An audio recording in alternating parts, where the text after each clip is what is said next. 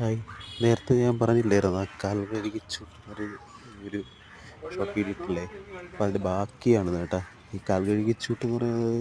സത്യം പറയാൻ എനിക്കത് മനസ്സിലായത്, പക്ഷേ സംഭവം വേറെ ഒന്നല്ല. കാൽ കഴുകിയിട്ട് അവർക്ക് അന്നം ഊട്ടും, അതായത് അവരെ ഊട്ടുന്നതാണ് അതാണ് ഈ നടക്കുന്നത്. അതിനാണ് കാൽ കഴുകി ചുട്ട് എന്ന് പറയപ്പെടുന്നത്. അതായത് അവരെ കാൽ കഴുകി ആ ചടങ്ങ് വഴി ഇനിയിപ്പോൾ അവരെ ഊട്ടുവാണ് തന്ത്രി. അപ്പം അതിന് രണ്ടും കൂടെ ചേർന്നാണ് കാൽ കഴുകി ചുട്ടെന്ന് പറയപ്പെടുന്നത്. ഇനി ഇത് കഴിഞ്ഞാൽ അടുത്തത് ഇവർക്ക് ദക്ഷിണ കൊടുക്കും. ദക്ഷിണ കൊടുത്തു കഴിഞ്ഞ ശേഷം ബാക്കിയുള്ള പൂജകളും കാര്യങ്ങളെല്ലാം ഇനി ദേവീക്ഷേത്രത്തിലാണ്, ഇനി ഭഗവതിയുടെ മുമ്പിലാണ്, അതായത് നമ്മുടെ പീഡിക ക്ഷേത്രത്തിൽ. ഇനി അവിടെ ഇനി ബാക്കി പൂജകളും കാര്യങ്ങളൊക്കെ. അവിടുത്തെ പൂജകൾ കഴിഞ്ഞ് കഴിഞ്ഞാൽ പിന്നെ നാടിന് വേണ്ടി സമർപ്പിച്ച് കഴിഞ്ഞു.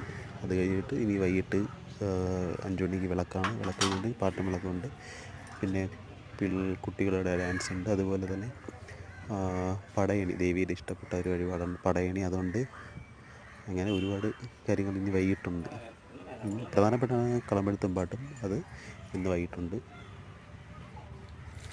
വിഗ്രഹമില്ലാത്ത കടയ്ക്കൽ ഭഗവതിയുടെ എന്താ പറയുക, ഒരു പ്രധാനപ്പെട്ടൊരു ചടങ്ങാണ് പടയണി. ഭഗവതിക്ക് ഏറ്റവും ഇഷ്ടമുള്ളൊരു ഒരു ഇതാണ് പടയണി. അപ്പം അതും പടയണി രാത്രിയുണ്ട് 10 മണിക്ക്. അപ്പം നമ്മുടെ പള്ളികളുടെ സമർപ്പണം ഇന്ന് രാവിലെയോടെ സമാപ്തമായി കഴിഞ്ഞു. ഇനി പൂജകളും ഇനിയുള്ള ദിവസങ്ങളിൽ എല്ലാ ദിവസവും കളമെഴുത്തും പാട്ടും ഉണ്ടാവും, പൂജകളുണ്ടാവും. എല്ലാം പഴയതുപോലെ എല്ലാം നല്ലതുപോലെ നടക്കും. ഇനി മുന്നോട്ട് പോകും. അപ്പം എല്ലാവർക്കും ഭഗവതിയുടെ മുമ്പിൽ നിന്ന് തൊഴുവാൻ ഇനി എല്ലാവർക്കും കഴിച്ച 61 ദിവസത്തോളം അടച്ചിട്ടിരിക്കുമായിരുന്നു. ഇനി സത്യം പറഞ്ഞാൽ ജീവിതത്തിൽ ഒരിക്കലും നമ്മൾ പ്രതീക്ഷിച്ചില്ല ആ പള്ളി വരെ ഇത്രയും നവീകരിച്ച് അല്ലെങ്കിൽ ഇത്രയും ഇതിലായിട്ട് കാണാൻ പറ്റും. അതിനുള്ള ഭാഗ്യം കിട്ടി. അതും ഒരുപാട് സന്തോഷം നമ്മളെ സംബന്ധിച്ച്, കടയ്ക്കൽക്കാർക്ക് സംബന്ധിച്ച്.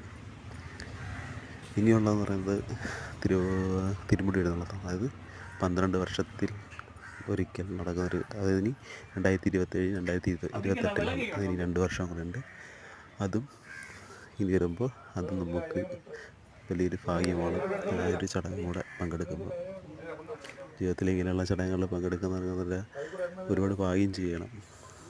ഒരിക്കലും നമുക്ക്